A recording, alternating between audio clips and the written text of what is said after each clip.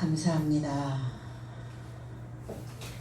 주님은 제자들의 발을 씻겨주셨고 이제 너의 삶도 발을 씻겼으니 서로의 발을 씻길 빚진 것이다 라고 말씀합니다.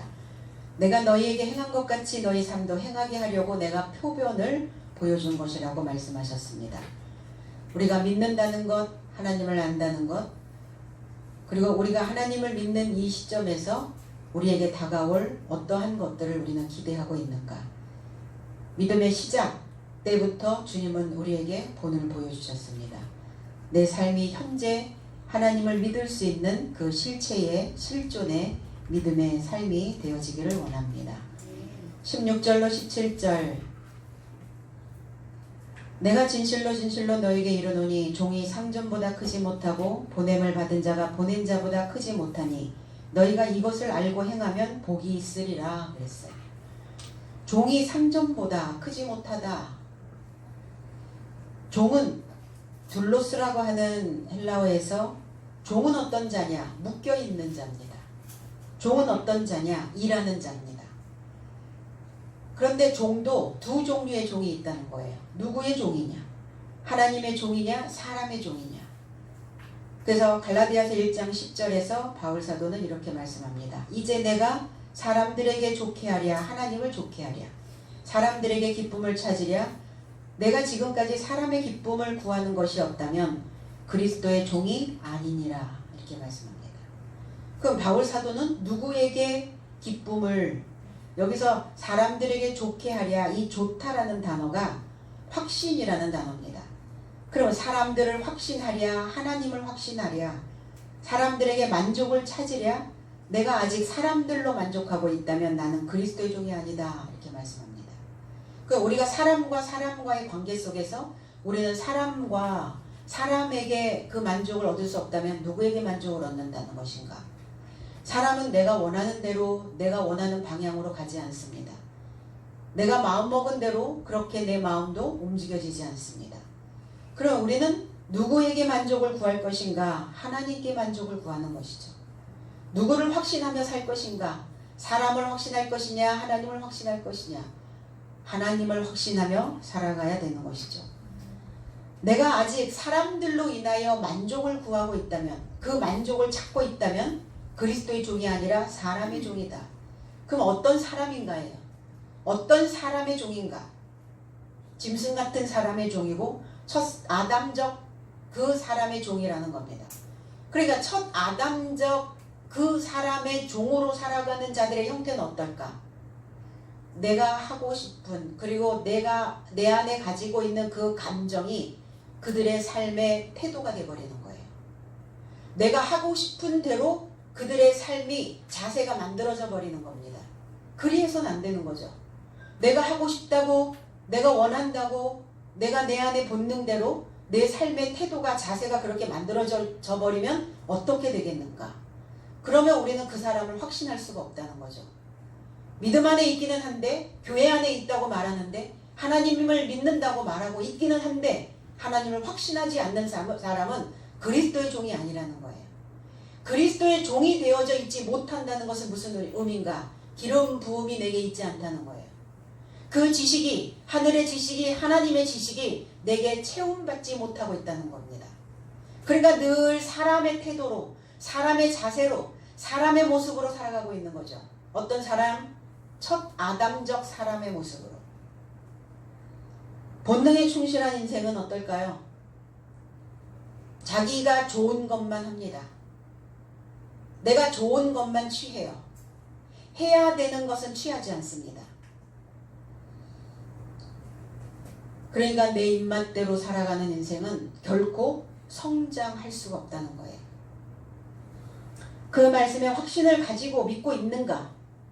그리스도의 종은 하나님을 확신하며 하나님에게서 만족을 찾는 하나님에게서 기쁨을 하나님에게서 그 삶의 모든 것들을 충족하고자 하는 자들이라는 겁니다. 이사야 42장 1절에 내가 붙드는 나의 종 내 마음에 기뻐하는 나의 택한 사람을 보라. 내가 나의 신을 그에게 주었은즉 그가 이방에 공의를 베풀리라 그랬어요. 내가 붙드는 나의 종 하나님의 종입니다. 여호와의 종입니다. 여호와의 종은 어떤 자냐? 붙들었다라고 하는 이 타마크라고 하는 이 단어는 떠받치다라는 단어예요.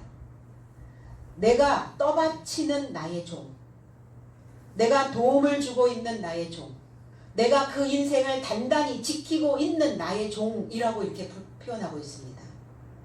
내가 그 종을 단단히 지키고 있다. 내가 그 인생을, 그 종을 내가 떠받치고 있다. 그러니까 받쳐줘야죠, 누군가. 그래서 배찍장도 맞들면 낫다라는 그 속담은 무슨 의미인가? 누군가 조금만 거들어주기만 하면 훨씬 인생길은 수월하다는 겁니다. 그 종은 하나님의 말씀 안에 확신을 가지고 묶여있는 자입니다. 그러니까 우리가 어디에 묶이느냐에 따라 우리의 삶의 방향과 우리의 삶의 모습들이 달라질 수 있다는 겁니다. 내 마음이 아니라 내 목숨에, 내 호흡에, 그래서 하나님의 그 호흡과 하나 되어져 있는 자입니다. 하나님의 목숨과 같은 자입니다. 내 목숨보다 아끼는 존재라는 겁니다. 그래서 나의 택한 사람을 보라. 뽑아냈다는 거예요. 선택했다는 겁니다. 그리고 내가 그를 나의 종이라고 지정해 놓으셨다는 거예요. 나의 신을, 이 신은 루아흐라고 하는 히브리어에서 온 단어인데 이 루아흐라고 하는 단어는 영입니다. 내가 선택하여 내가 뽑아낸 그리고 나의 신을 준 그 하나님의 영을 그들에게 주었다는 겁니다. 하나님의 영이 뭡니까? 말씀입니다. 하나님의 영이 뭡니까? 하나님과 호흡할 수 있는 것입니다. 하나님의 영은 뭡니까? 생각하는 존재라는 거예요. 사고할 수 있는 이성적 존재라는 겁니다. 그 인생에게 이 영을, 이 마음을, 이 삶을 그에게 주었다 이렇게 표현합니다. 그 어떻게 주었단 말인가? 이 줬다라고 하는 말은 뭡니까? 뼈대를 만들어 주셨다는 거예요. 하나님의 영으로 뼈대를 만들었어요. 하나님의 영을 허락해 주셨다는 겁니다. 그래서 그 인생은 어떤 인생이 되는가? 이방의 공의를 베풀어 줄 수 있다는 거예요. 그러면 이방인은 어떤 자인가? 이 이방이라고 하는 이 고의라고 하는 이 단어는 한 덩어리라는 뜻이에요. 한 덩어리. 그러니까 이 한 덩어리로 있으면 안 되죠. 이게 뭐 해줘야 되는데? 이게 감수 분열을 해야 되잖아요. 그래야지 사람의 모양으로 나오잖아요. 그래야 하나님의 형상이 되어질 거 아닙니까? 생각이 있는데 뭉쳐있단 말이에요. 한 덩어리로 있단 말이에요. 어떤 사고도 어떠한 깊은 마음도 없는 자. 이게 한 덩어리로 있는 이 자. 그리고 때로 몰려있는 자. 어느 동물의 어떤 때. 그래서 같은 생각이 계속 모여있는 똑같은 패턴의 삶이 내가 하고 싶은 것만 하고자 하는 그 삶의 태도가 한 덩어리로 있는 자를 이방인이라고 말하는 겁니다. 왜 이방인으로 있어요? 주인으로 있어야 되잖아요. 왜 나그네로 있습니까? 왜 떠돌이로 살아요? 그 집에, 그 교회에 주거할 수 있는 주권자가 되어져 있어야 된다는 겁니다. 그 인생에게 그 이방인인 덩어리로 뭉쳐있었던 내 사고에 뭉쳐있었던 그 삶의 공의는 뭡니까? 법입니다. 법령에 의한 규례, 정당한 거, 합법적인 거, 하나님의 그 율법, 하나님의 그 법령을 내가 그에게 베풀리라. 그럼 베풀어 준다고 한다는 이 의미가 뭘까? 그냥 한 상 가득 차려서 그에게 그냥 푸짐한 상을 베풀어 준다는 것인가? 아니면 그 인생에게 늘 무엇인가를 끊임없이 제공해 주시는 그 베풀어 주시는 그 은혜인가? 이 베풀어 주신다는 이 야자라고 하는 단어는 뽑아내다, 끌어내다라는 단어예요. 그러니까 하나님께서 베푼다 이러니까 우리는 공짜로 자꾸 얻는다고 착각을 하는 거예요. 하나님은 우리에게 공짜로 주신 적 없어요. 그럼 베푼다는 이 의미는 무엇이냐? 내 속에 저장되어져 있는 것, 잠재되어져 있는 강점, 내 안에 감춰져 있는 그 모든 것들을 뽑아내 주신다고요. 그것을 끌어내 주신다는 겁니다. 그러한 자는 하나님께서 내 속에 있는 것들을 뽑아내고 끌어낼 때 뭐가 딸려 나와야 되겠어요? 바다에 그물을 던졌는데 내가 원하는 어족이 잡혀야 되죠. 그런데 바다에 그물을 치고 바다에 그물을 던졌더니만 뭐만 나와요? 쓰레기만 끌려 나오면 어떻게 되겠어요? 내 안에 더러운 것들만 뽑아내지면 어떻게 되겠냐고요. 그래서 반드시 우리 각자의 삶 속에서 하나님의 법령에 의하여 양육되어져 있는 그 생각이 끌어내져야 된다는 거예요. 양육되어져 있는 그 마음이 분출되어져야 된다는 겁니다. 그러한 자를 하나님께서 선택해 주셨다는 거예요. 그럼 하나님께서만 나를 선택해 주신 건가? 나는 수동적인 인간인가? 소극적인 인간인가? 아니죠. 한 사람만 선택해서 무슨 의미가 있어요? 부모가 아무리 그 자녀를 내가 뽑아내고 끌어내고자 내가 그 자녀를 선택하고자 했으나 그 자녀가 그거를 거부해버리면 선택되어질 수 없다는 겁니다. 그러니까 같이 동시에 이루어져야 되는 거예요. 부모의 마음과 스승의 마음과 제자와 그 자녀가 함께 선택해 줘야 된다는 겁니다. 하나님도 우리를 선택해 주셨지만 우리도 하나님을 선택해야 된다는 거예요. 인생은 뭐다? 선택입니다. 내가 그때 선택을 진짜 잘했어. 내가 그때 그것을 선택했어야 되는데. 이런 후회감이냐? 아니면 만족감이냐? 이렇게 쌍방이 함께 선택되어진 그 목숨이라면 어떨까? 그 목숨은 순조롭게 살 수 있다는 거예요. 매사에 걸리는 사람들이 있죠. 매사가 순조롭지 않은 사람들이 있어요. 왜 그럴까? 내가 하나님을 선택하지 않고 있다는 겁니다. 하늘의 것을 선택하면요, 삶이 매끄러워요. 왜 매끄러울까요? 내 삶의 태도를 바꾸기 때문에 매끄러워질 수밖에 없는 겁니다. 그래서 하나님의 영으로 뼈대를 만들고 하나님의 깊은 사고 속에서 나오는 그 양육되어지는 그 사고로 우리의 뼈대를 만들고 이방의 사고로 뭉쳐있는 자, 동물의 때로 뭉쳐있는 자, 분화되지 않고 감수 분열이 이루어지지 않는 세포 분열이 이루어지지 않고 있는 그 이방의 삶에 하나님의 법령으로 내 삶을 뽑아내야 된다는 겁니다. 뽑힌 거예요. 그래서 내 속에 있는 것 중에 가장 좋은 것을 뽑아서 사는 거예요. 내가 상대에게 할 때도 그렇지 않나요? 내가 가지고 있는 것 중에 가장 좋은 것을 뽑아서 주는 거죠. 부모가 자녀에게 줄 때도 마찬가지지만 자녀가 부모에게 줄 때도 똑같이 행해야 된다는 거예요. 다 먹다가 다 쓰다가 남은 것을 주지는 않아요. 스승도 마찬가지입니다. 내가 가지고 있는 가장 귀한 그 지식을 그 제자들에게 뽑아서 주듯이. 그래서 어때요? 교수들도 가장 좋은 자료들을 뽑습니다. 가장 좋은 것들을 뽑아서 제자들에게 주는 거예요. 그러면 제자들은 그 가장 좋은 것을 뽑아서 준 교수의 마음과 일치되어져야 된다는 겁니다. 그래서 이렇게 하나님의 종으로 해야 할 일이라는 거예요. 그 일이에요. 내 안에 가장 좋은 것을 뽑아내고 끌어내는 일, 하나님의 깊은 사고로 그 영으로 내 안에 뼈대를 만들어내는 일, 내 안에 이방인의 사고처럼 동물의 때로 사고가 뭉쳐있는 그 삶을 하나하나 다 조각조각 떼어내는 일, 이 일을 해야 되는 자가 하나님의 종입니다.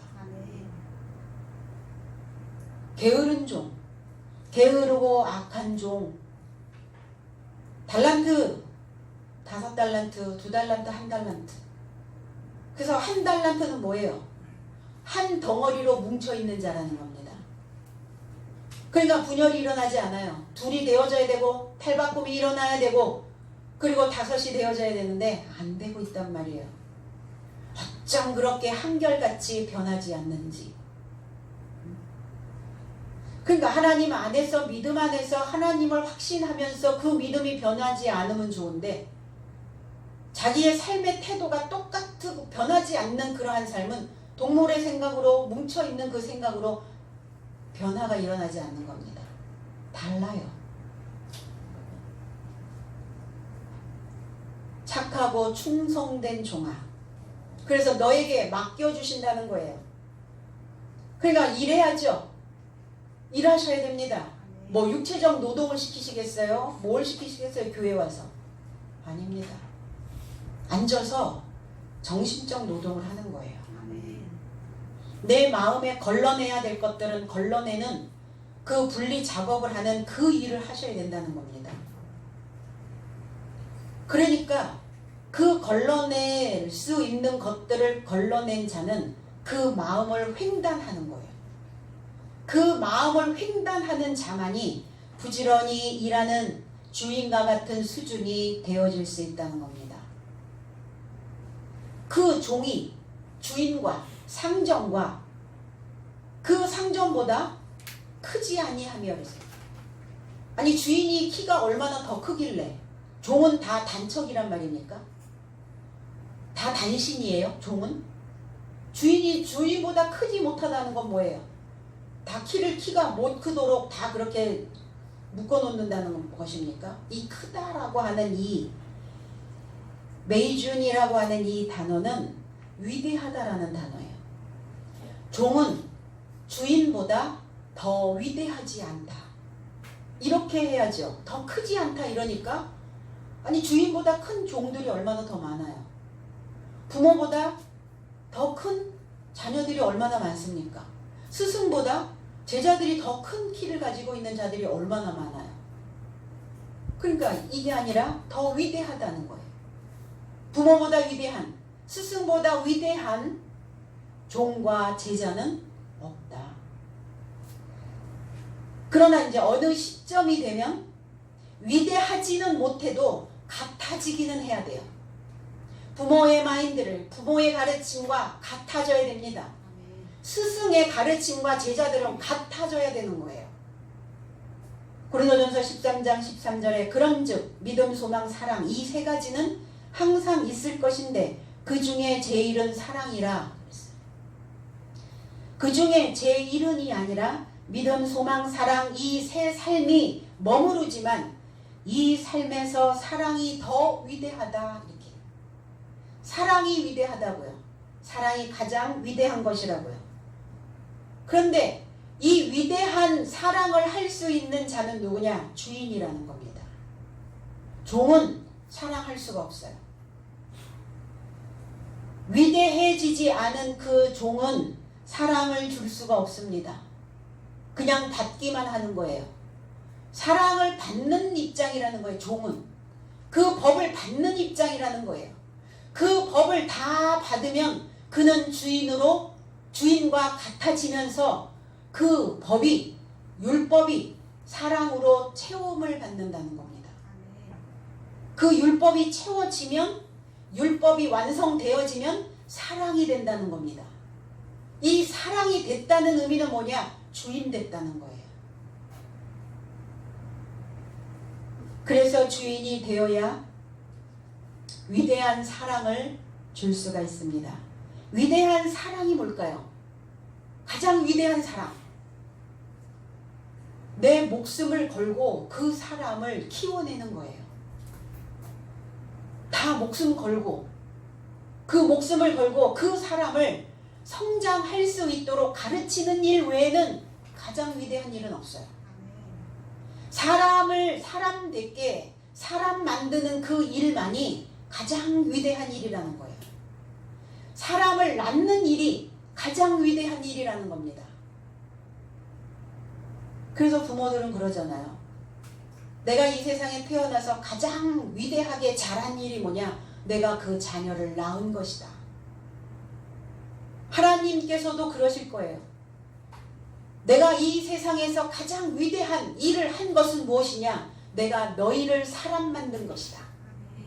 내가 너희들을 뽑아서, 내가 너희들을 끌어내서 사람 만들어서 사람처럼 살 수 있도록 만들어낸 그 위대한 일을 나는 했노라. 그러면 저와 여러분들도 그 일을 당연히 해내야 된다는 것입니다. 너의 삶이 이런 삶을, 그러니까 보냄을 받은 자, 보냄을 받은 자와 보낸 자, 보냄을 받은 자는 어떤 자냐? 사도입니다. 이 사도의 삶은 보냄을 받은 자요, 이 사도를 보낸 자는 하나님이십니다. 하나님께서 이 보냄을 받은 아포스톨로스라고 하는 이 보냄을 받은 자보다 위대하지 못하다. 그러나 같아져야 되고 내가 이러한 삶을 알아차리고 있다는 거예요. 내가 어떠한 자를 보냈는지 알아차리고 있다. 나도 알고 보냄을 받은 그도 나는 하나님께로부터 보냄을 받은 자라는 것을 알고 있는 그는 행복한 자다. 복이 있다. 이 복이라고 하는 이 단어가 마카이오리라고 하는 행복이라는 단어입니다. 무엇이 행복인가 우리에게? 내가 하고자 하는 것을 할 때 행복하죠. 근데 내가 하고 싶은 것만 할 때 행복할까요? 내가 누군가에게 무엇인가를 해줄 수 있는, 내가 누군가에게 무엇인가를 줄 수 있는 자가 되어지면 그는 행복합니다. 늘 받는 입장, 종의 입장이 행복할까요? 종으로 사는 자가 뭐가 행복하겠어요? 주인으로 살면서 그 삶을 나누고 베풀 수 있는 그 삶이 진정한 행복한 삶이라는 겁니다. 주인과 선생이 되어져서, 주인과 선생이 되어져야만 인생들의 발을 씻겨줄 수 있어요. 주인과 선생으로 종과 제자에게 발을 씻겨주고 주인으로 그 종의 빛을 탕감해 줄 수 있는 것은 위대한 사랑을 가진 자만이 할 수 있는 일이다. 그러면 우리는 태어날 때부터 금수저냐, 뭐 흙수저냐, 아니면 손수저냐, 뭐 이런 이야기들을 하잖아요. 그럼 하나님 나라에서 태어날 때부터 종과 주인으로 구분되어져 태어난단 말입니까? 그렇지 않다는 거예요. 우리가 어린아이적일 때는, 우리가 신앙의 초보적 그 믿음을 가지고 있을 때는 우리는 다 종과 같아서 후견인과 청지기 아래서 훈련 받아야 되는 그 시간들이 있습니다. 종의 삶이죠. 그런데 중요한 건 종의 삶에 머물러 있지 말라는 거예요. 너희가 위대해지기 위해서는, 주인이 되어지기 위해서는 그 어린아이적 그 믿음에서 그걸 벗어나야 된다는 거예요. 그러면 종으로 태어나고 주인으로 태어난 이 삶이 따로 있는 것이 아니라는 거예요. 훈련이 끝나면 어느 시점까지 훈련을 받고 그 훈련이 채워지면, 훈련이 채워진다는 건 뭘까요? 하나님의 법령으로 내 안에 뼈대가 만들어진 거예요. 이제 내가 분별할 수 있는 이성적 존재가 되어졌다라는 겁니다. 이 훈련이 맞춰지면 그러면 그때 주인의 삶으로 행복해질 수 있다라는 거예요. 그러니까 그렇게 되려면, 내가 종의 삶에 머물러 있지 않게 되어지려면 내 안에 노비 문서를 지워버려야죠. 저와 여러분들 안에는 다 종처럼 살고 싶어하는 그 노비 문서들이 다 기록되어져 있습니다. 그래서 시간만 나면 늘어지고, 시간만 나면은 기대고 싶고, 의존적이 되고, 사람에게 만족을 구하고자 하고, 이런 것들이 다 뭐예요? 내가 주체적으로 주인으로 살지 못하고 있는 사람들의 모습이라는 거예요. 그래서 우리의 머릿속에 지우개가 달린 연필 하나씩을 다 준비해야 됩니다. 요즘은 지우개가 달린 연필을 잘 안 만들더라고요. 저희 때는, 제가 공부할 때는 반드시 그 연필 위에 지우개가 있었어요. 그러니까 쓰고 틀리면 바로 지우는 거예요. 쓰고 지우고. 근데 요즘은 지우개 찾아야 되고 애들이 이제 행동이 이제 늘어지기 시작하죠. 타이트하지 못한 거예요. 잘못된 것이 기록되어지면 얼른 지우개 달린 그 연필로 그 끝으로 지워버려야 되는 거죠. 그렇게 지우개 달린 연필이 되어서 사고하실 수 있어야 된다는 겁니다. 똑같은 메뉴 먹고 싶지 않잖아요. 똑같은 밥상 싫잖아요. 그러면 내 생각 속에서도 똑같은 밥상을 오늘 나는 또 차렸는가를 보실 수 있어야 돼요. 그 종입니다. 그렇게 되어지지 않으려면 새로운 밥상이 차려져야 해요. 새로운 밥상이 오늘 차려지려면 지우개 달린 그 연필로 그 쓰고 다시 쓰고 그 전에 기록되어져 있었던 종처럼 살고 있었던 누구에 의하여 마지못해 시키는 일만 겨우 하는 이러한 사고들은 지워야 될 줄로 믿습니다. 그래야 행복해진다고요. 그게 행복이에요.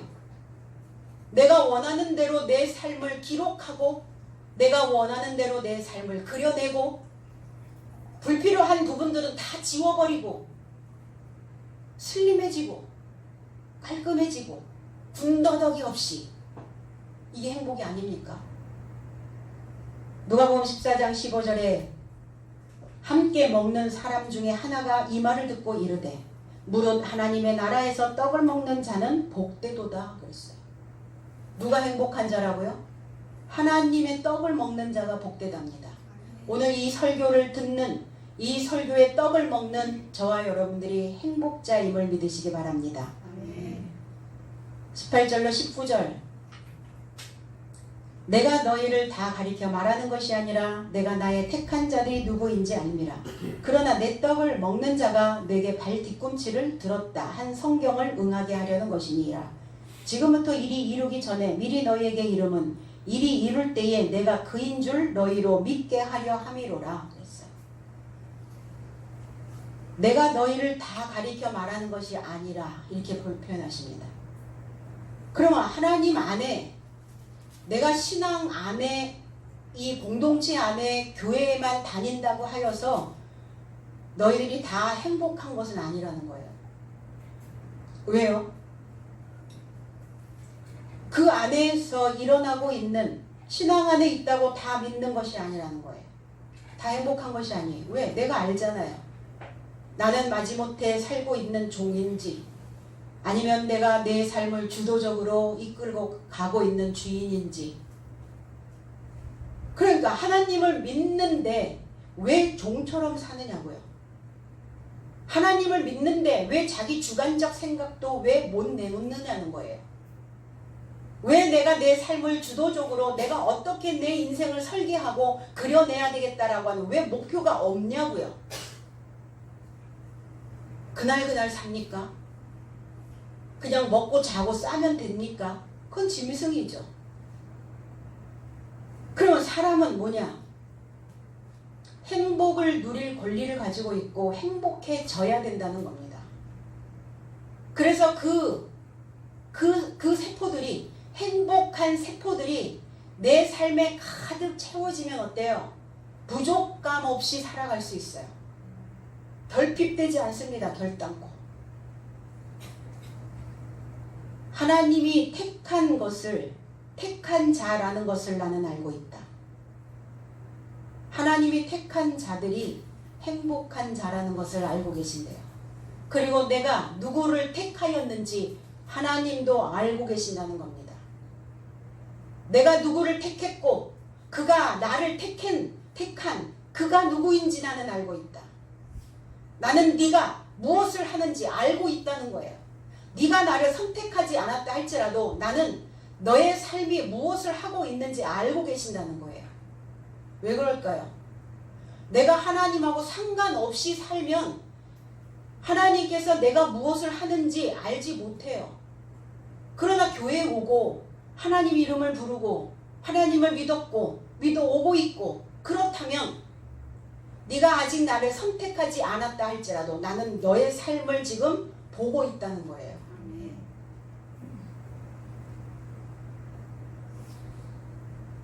인생은 항상 선택의 연속선상에 있습니다.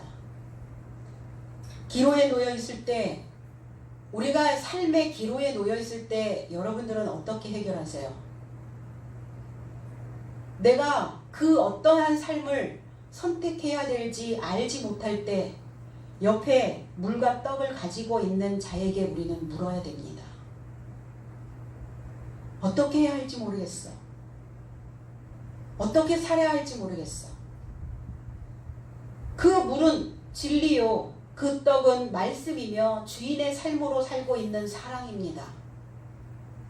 물과 떡을 가지고 있는 자에게 물으면 돼요. 안 묻는 사람이 있죠. 답답하게 물어야죠. 이럴 땐 어떻게 해야 하는지 모르겠다고.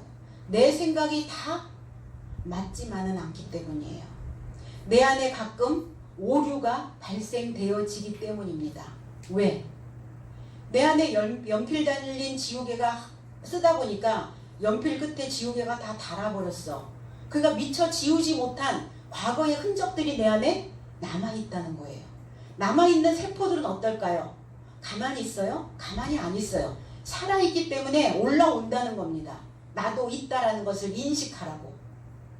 그러니까 이렇게 오류가 발생되어질 때는 뭐 하셔야 돼요? 물과 떡을 가지고 있는 자가 누군지 찾으셔야죠. 삶에서 가장 중요한 것이 뭘까요? 우리 손에 무엇인가를 쥐고 있는 걸까요? 내가 무엇인가를 많은 것을 모아놓고 있는 그 삶이 가장 중요할까요? 아닙니다. 그 인생을 살아왔던, 앞서갔던 그 사람들에게 물어보면 내 곁에 누가 있는가가 중요하더라. 내 곁에 그 떡과 물이 되어줄 수 있는 사람이 있다면 그는 행복한 자라는 거예요. 있으시죠? 각자가 내가 물이요, 내가 떡이라는 것을 꼭 기억해야 될 줄로 믿습니다. 그럼 하나님께서 나의 삶을 선택하신 이유가 뭘까요? 우린 그러죠. 많은 사람들 중에 왜 하나님께서 나를 선택하셨을까? 나는 왜 많은 종교 중에 또 하나님을 선택했을까? 하나님께서 나를 1차적으로 뽑아내시는 거예요. 애굽에서 나를 뽑아내 주시고 그 다음에 광야에다가 풀어놓고 여기에서 이제 하나님의 법을 주는 거예요. 그러면 이 법을 받아들이는 자는, 이 법령으로 나를 양육시키고 있는 자는 내가 하나님을 또 선택하게 되는 거죠. 그러나 이 광야에서 하나님의 법령을 거부한 자들이 있단 말이에요. 그러니까 그들은 어때요? 그 광야의 삶에 지쳐서 이 광야 같은 세상에서 그냥 다 혼미해져서 그들은 지 풀에, 지 생각에, 지 꾀에 그냥 죽어 넘어져 버렸다는 겁니다. 그럼 하나님이 나를 1차적으로 뽑아내 주신 목적이 있을 거 아니에요. 왜 나를 뽑아내 주셨을까? 왜 애굽에서 광야로 뽑아내셨을까? 여호와의 이름을 두시려고요. 저와 여러분들 삶 속에 하나님의 이름을 두신다고요. 저와 여러분들은 그냥인 사람이 아니라 위대한 사람들이라는 겁니다. 이 위대한 사람들 속에는 분명히 무엇이, 어떠한 사람의 이름이 담겨져 있어요. 어떠한 사람이 영웅이 되기 위해서는 그 영웅 곁에는 영웅이 있더라 이거예요. 어떤 위대한 사람이 되어졌다는 것은 그 위대한 사람 곁에 위대한 사람이 있었다는 겁니다. 그럼 저와 여러분들은 다 위대한 자여야 돼요. 그럼 위대한 자 옆에 하나님의 위대하신 그 말씀과 위대하신 하나님의 진리와 위대하신 하나님의 떡이 있다는 거예요. 그럼 우리는 그 떡을 어떻게 먹어요? 그냥 꿀떡 삼킵니까? 아니죠. 목에 걸려요. 이 말씀이 선포되어질 때 여러분들은 이 떡을 꼭꼭 씹어서 되새김질하며 먹으시길 바랍니다. 그래서 하나님의 이름을 둔다는 것은 뭘까? 그리스도의 지혜와 지식의 샘이 되어지는 거예요. 내 안에 샘이 만들어지는 겁니다. 샘, 물샘, 마르지 않는 그 물샘, 마르지 아니하는 그 명철함, 마르지 아니하는 그 지혜, 그 머리에 이름을 두었다는 것은 뭐예요? 이 머리가 권위가 만들어지는 거예요. 그 사람이 비루해지고 그 사람이 위대해지는 그 결과는 뭘까요? 머리예요. 머리에 하나님의 지혜와 지식이 명철함이 들어가 있는 자는 그 인생은 위대해질 수 있어요. 그러나 이 머리가 텅 비어버리면, 하나님의 것이 없으면 그 인생은 비루해져요. 비참해집니다. 하나님의 권위가 우리의 머리에 만들어진 자는 나 자신을 쓸고 닦습니다. 나 자신이 더러워지지 않도록, 그리고 텅 비어지지 않도록 늘 무엇인가를 채워요. 그래서 묵상하는 겁니다. 묵상하면서 뭐 하셔요? 묵상하면서 지우개로 지울 건 지우고, 다시 그릴 건 그리고, 버릴 건 버리고, 보충할 것들은 보충하는 것이죠. 이렇게 하는 이유가 무엇이냐? 성경이 응하게 하려고. 성경이 응한다. 이게 플레로라는 단어예요. 가득 차게 되어진다. 그 웅덩이가 평평해진다 라는 의미를 가지고 있어요. 성경이 채워지게 하려고 나와 결합하여 떡을 먹는 나에게, 떡을 먹는 자가, 떡을 먹었던 자가 누굽니까? 12제자입니다. 그 중에 하나 가룟 유다. 그 가룟 유다가 나에게 발 뒤꿈치를 들었다 이랬어요. 발꿈치를 들었다. 성경을 채우려고, 성경을 완성시키려고 가룟 유다를 불의의 도구로 쓰신 거예요.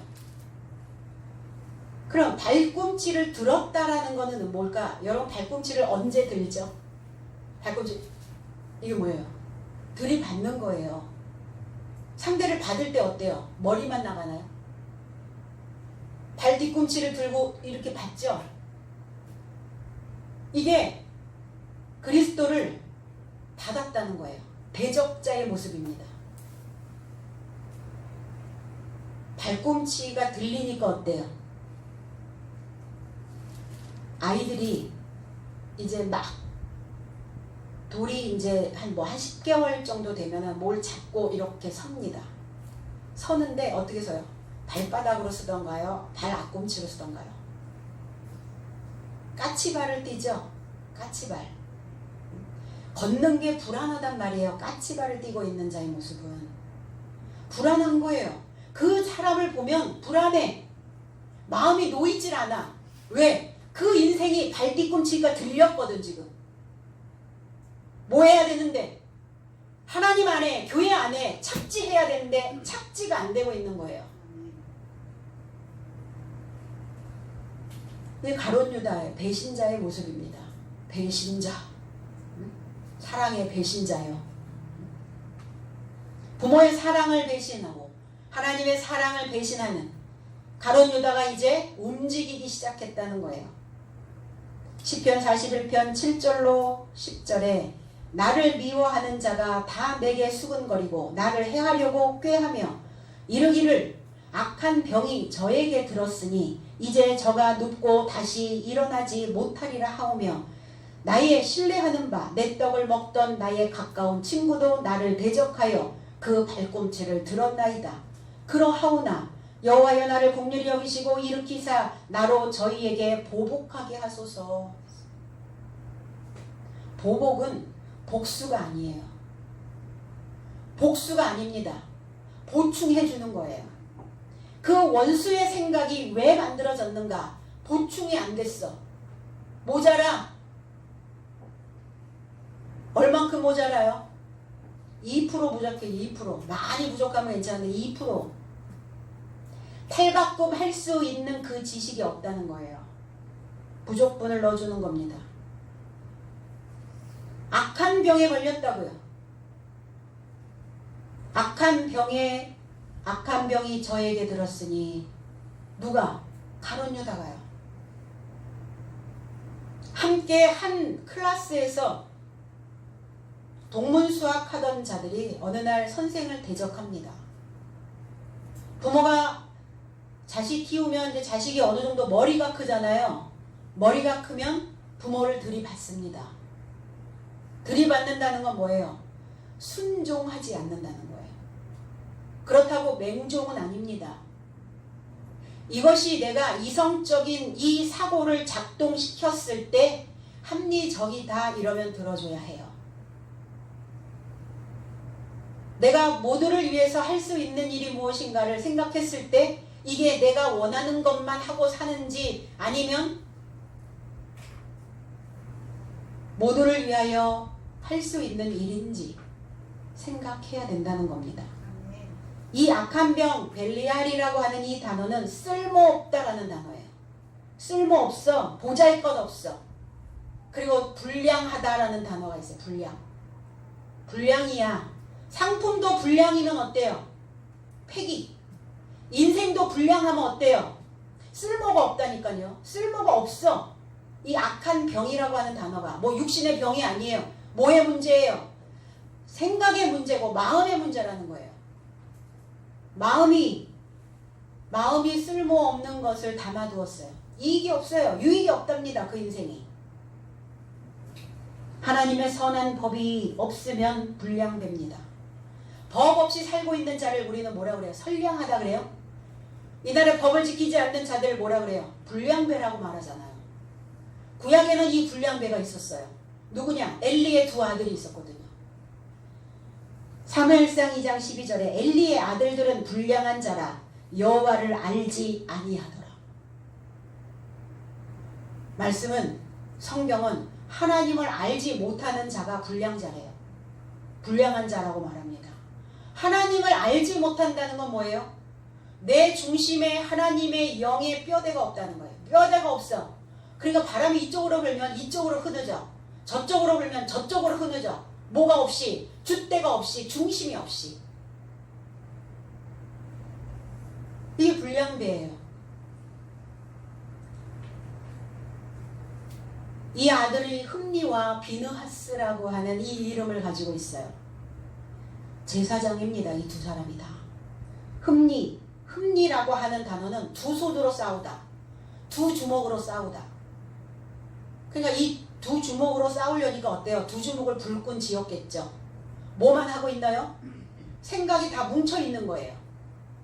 뭉쳐있는 사고를 붙잡고 있는 겁니다. 뭐 해야 되는데? 펴야 되는데, 생각을 펼쳐야 되는데 펼치지 못하고 있는 두 주먹으로 지금 자기 안에서 투쟁하고 있는 자를 우리는 흠니라고 말합니다. 그럼 비느하스는 뭐냐? 이 입이라고 하는 단어와 나앗이라고 하는 단어의 합성어예요. 나앗이는 뭡니까? 뱀입니다. 땅에 기어다니는 이 뱀 말고요. 자기 경험적 생각을 중요시 여기는 사람, 자기 경험적인 것만 하는 사람, 새로운 경험을 받아들이지 않는 자, 이 자가 비느하스입니다. 뱀의 입이라는 뜻이에요. 자기 경험을 가지고 있는 그 입만 가지고 있는 거예요. 뭐하네요? 자기 경험적 지식만 쏟아내고 있는 겁니다. 새로운 게 나오질 않아요. 맨날 얘기하는 거 보면 맨날 그 얘기만 해. 맨날 그 패턴이야. 맨날 그 언어만 써. 새로운 언어가 들어가질 않는 거죠. 이들이 제사장 직분을 악용해서 행음하고 그 제사를 경홀히 여겨버렸어요. 불의를 행하여서 백성들의 원성을 샀습니다. 솥에다, 냄비에다, 그릇에 고기를 삶을 때 그 사한에게 이렇게 얘기합니다. 나는 삶은 고기를 싫어하니까 삶아지기 전에 날 것을 나한테 달라. 그래서 그 고기를 그 갈고리에서 빼냅니다. 고기는 뭐냐? 빠사르, 소식입니다. 어떠한 고기를 좋아하시나요? 어떠한 걸 좋아하세요? 그러니까 뭐 했다는 거예요? 뭐 육회 먹었다는 겁니까? 육회? 응? 이 흠니와 비느하스가 육회를 좋아해서 난 삶아지는 거 싫어. 기름으로 구워지기 전에 또 고기를 빼내는 거예요. 그게 소식이라면 무엇이겠어요? 소식이 날 것이에요. 날 것. 익지 않았단 말이에요. 삶아지지 않았어요. 그러면 이 말씀이, 이 생각이, 내 속에서 돌아다니는 이 말이 푹 삶아져야 돼요. 그래서 뭐라 그래요? 우려낼 대로 우려낸 진한 곰탕 이러잖아요. 그러니까 이 생각이 뭐 해줘야 돼요? 푹 삶아져가지고 이 뼈까지 다 흐물흐물해져가지고 내 뼈는 녹아내리고 하나님의 뼈대로 다시 세워져야 되거든요. 제발. 근데 삶아지질 않아. 삶아지기 전에 꺼내는 거예요. 말씀으로 쑥 들어와야 되는데 말씀으로 쑥 들어오지 않으니까 내 생각은 항상 날 거야. 늘 팔팔해. 늘 날아다녀. 생각이 날아다닌단 말이에요. 무슨 생각이 날아다녀요? 내 본성적 첫 아담적 사고가 날아다니는 거예요. 그러니까 자기가 하고 싶은 것만 하는 거예요. 태도가 바뀌지 않아요. 자세가 만들어지지 않는 겁니다. 익혀 먹어야죠. 말이 내 귀로 들어오잖아요. 귀로 들어오면 우리의 마음에는 솥이 하나씩 걸려 있어요. 가마솥. 이 가슴이 끓죠. 그래 끓어야지 익힐 거 아니에요. 안 끓어. 불이 다 꺼졌어. 냉랭해. 언제 끓여 드실래요? 언제 삶아 드실 거예요? 언제 익혀서 드실 거냐고요? 언제 진국이 될 겁니까? 그러니까 오늘 내가 원래 진국이었어. 그런데 이제 불을 못 붙이니까 이걸 푹 삶아낼 수가 없었단 말이에요. 오늘 그 진국인 생각들을 오늘 끌어내 주시기를 바랍니다. 아멘. 이게 흠니와 비느하스예요. 이들이 전쟁에 나갑니다. 여호와께서 이들에게 말씀하시죠. 너희들이 한 날 한시에 죽게 될 것이다. 블레셋과의 전쟁이 있었거든요. 전쟁에 나갔는데 법궤를 빼앗겨 버립니다. 그래서 전쟁에서 법궤를 빼앗긴 이 날에, 이 한 날에 이 흠니와 비느하스는 죽어요. 죽고 그 엘리 제사장도 죽고 그 아내도 죽고 집안이 다 몰락해 버리는 거예요. 다 이렇게 돼버린단 말이에요. 이들이 무엇 때문에 불량했다고요? 하나님을 알지 아니하더라. 하나님을 알지 못하는 것은 배우면 알아요. 배우면 아는데 하나님을 알려고 하지 않는 거예요. 다릅니다. 뉘앙스가 다르죠. 몰라서 그랬어. 그렇죠. 그런데 그거 알 필요가 없어. 이건 다르잖아요. 뉘앙스가. 알 필요 없어요? 알아야죠. 그런데 이 흠니와 비느하스는 하나님에 대하여 알지 아니하더라 이랬어요. 알지 못하더라가 아니에요. 못했기 때문에 배운 거예요. 그런데 이들은 알려고 하지 않는 거죠. 이 발꿈치 들고 까치발 뛰고 다니는 자들은 어때요? 조용조용 들키지 않으려고. 그러니까 위태로워요. 항상. 이 발꿈치는 뭐냐? 구부러진 자기의 속이에요. 구부러졌어. 휘었어. 뭔가 꼬여있어. 그리고 발 뒤꿈치가 항상 땅에 먼저 닿죠. 먼저 닿잖아요. 앞꿈치가 먼저 닿아요? 아니죠. 뒤꿈치가 먼저 닿아요. 가장 더럽혀진 곳입니다. 그러니까 그 가장 더러운 것을, 그 더럽혀져 있는 자기 속에 이렇게 꼬여있는 굽어있는 그 생각으로 주님을 이렇게 들이받는 거예요. 가롯 유다의 거짓되고 부패되어진 마음입니다. 발꿈치가 들어 올려졌으니 어때요? 휘청거릴 거 아니에요. 휘청거리니까 그 인생이 늘 꼬여. 그리고 그 인생은 베어지게 된다는 겁니다. 벌목꾼이 나무를 벌목할 때 가운데를 치지 않아요. 어디부터 쳐요? 나무의 맨 밑둥치, 그리고 그 각을 잡아서 그 한 곳을 집중적으로 공략을 합니다. 그러면 어때요? 그 나무가 이렇게 들리죠? 이게 발꿈치를 들고 있는 자의 모습이라는 거예요. 밑둥치가 지금 잘려나간 자의 모습. 그러니까 어때요? 넘어진다, 넘어간다, 넘어가버리잖아요.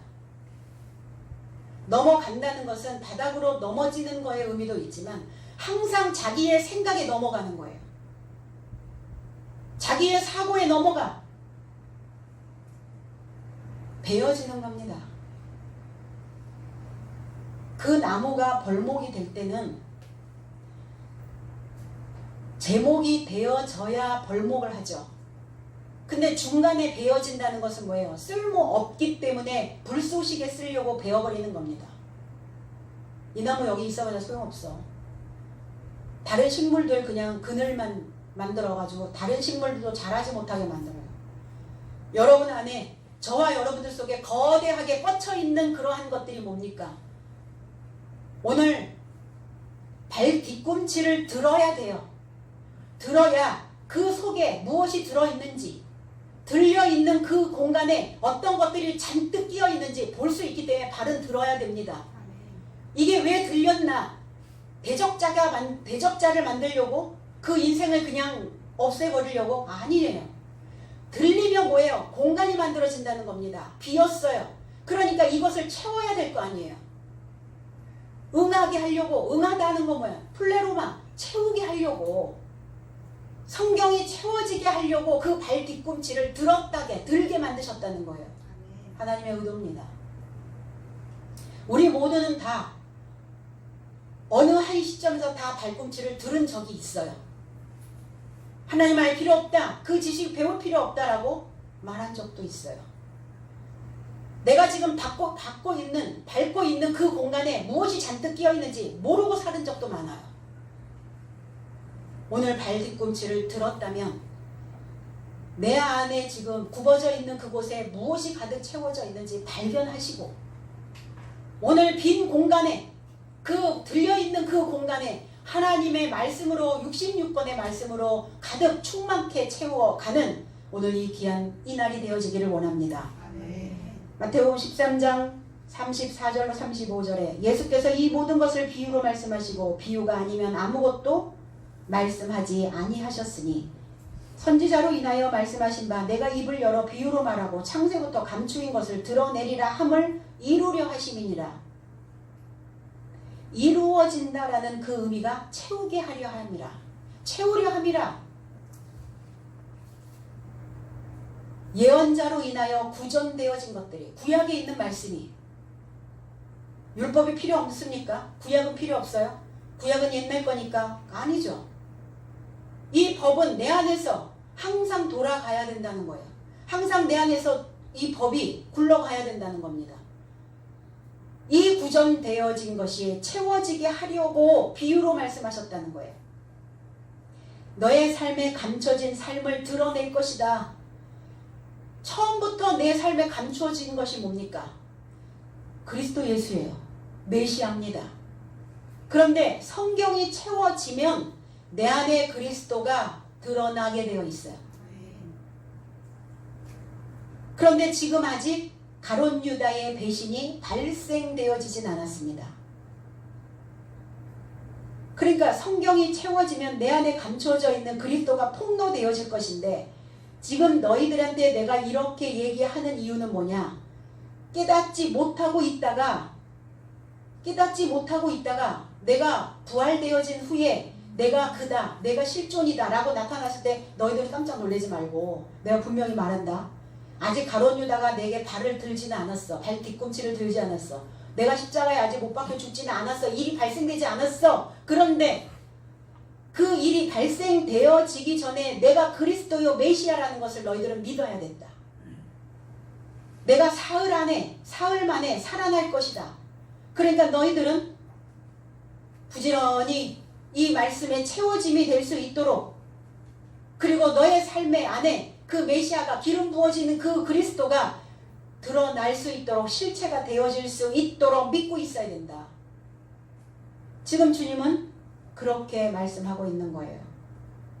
언젠가 가룟 유다가 그 일이 발생되어진다면 그 일을 하고 난 후에 내가 실존인 것을 너의 삶이 믿게 하려는 것이다.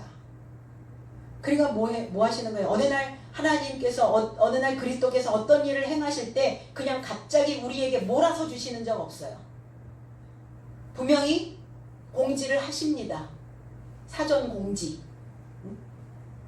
내가 너가 해야 될 일이 무엇인지 내가 공문 내가 보낸다. 그 공문 보고 그 공지 보고 잘 인지해서 그때 그것을 내가 해야 되는구나 라는 그 시점이 오면 너 그것을 반드시 수행해야 해. 이렇게 말씀하시는 거예요. 비유로 말씀하신다고요. 그냥 문자가 아닙니다. 문자를 탁 깨서, 문자를 쪼개서 문자 속에 있는 그 내용들을 들어야 돼요. 먹어야 됩니다. 마셔야 됩니다.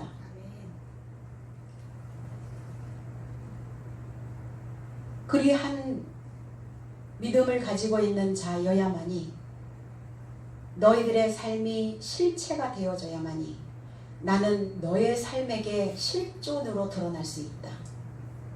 실체는 뭐다? 실제로 존재하는 자, 실존. 실체는 뭐다? 과거도 미래도 아닌 현재 내가 존재하고 있는 자를 우리는 실존이라고 말하는 거예요. 현재 내가 있는,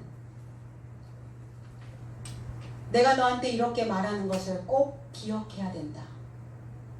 네가 지금 실체로 살고 있는지 아니면 허상으로 살고 있는지, 이 신앙이 허상이어서는 안 된다는 거예요. 실체여야 된다는 거예요. 그러면 2000년 전의 역사가 아니라 그 역사가 내 삶 속으로 들어와야죠. 이걸 믿음이 있다라고 말하는 겁니다. 역사 이야기 들으려고 오신 거 아니잖아요. 역사 이야기는 집에서 내가 펴놓고 책 읽으면 다 그 역사의 스토리들은 내 안으로 들어와요.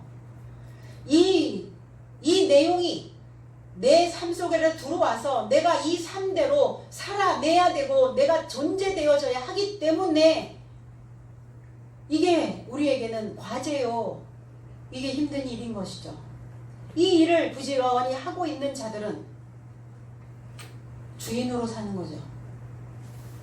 20절, 내가 진실로 진실로 너희에게 이르노니 나의 보낸 자를 영접하는 자는 나를 영접하는 것이요 나를 영접하는 자는 나를 보내신 이를 영접하는 것이니라. 나의 보낸 자가 누굽니까? 사도입니다. 저와 여러분들은 하나님께서 보낸 자들이에요. 사도입니다. 이 보낸 자를 영접하는 자는, 그러니까 우리는 이 보낸 자를 영접하다, 이러니까 이 영접이다라고 하는 이 단어는 람바노라는 단어예요. 이 람바노라고 하는 이 단어는 뭐냐? 취하다, 취한다, 붙잡다. 이 취한다는 의미는 그냥 가서 거기에 있으니까 그냥 내가 취하였어, 이게 아니에요. 이 취한다라고 하는 람바노는 쟁취하는 겁니다. 쟁취가 뭡니까? 싸워서 얻는 거예요. 싸워서 얻는 것을 쟁취라고 말합니다.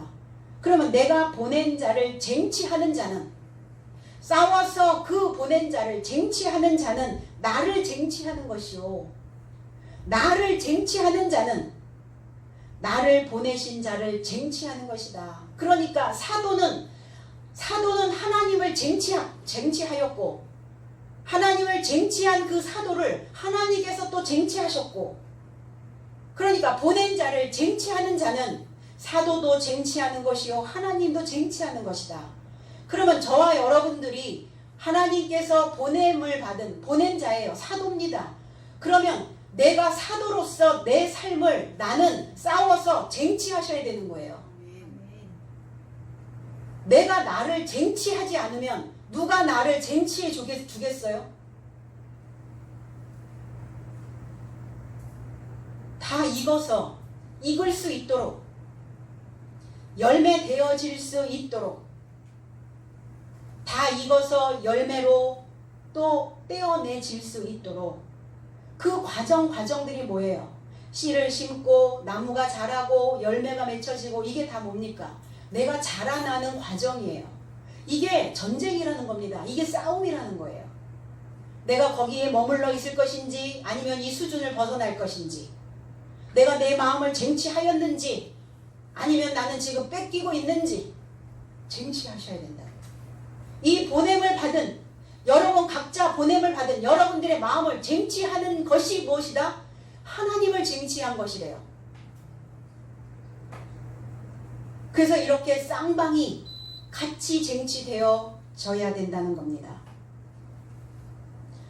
마태복음 25장 1절에 그때의 천국은 마치 등을 들고 신랑을 맞으러 나간 열 처녀와 같다 하리니, 등을 들고 그냥 들고가 아니에요. 이건 쟁취예요.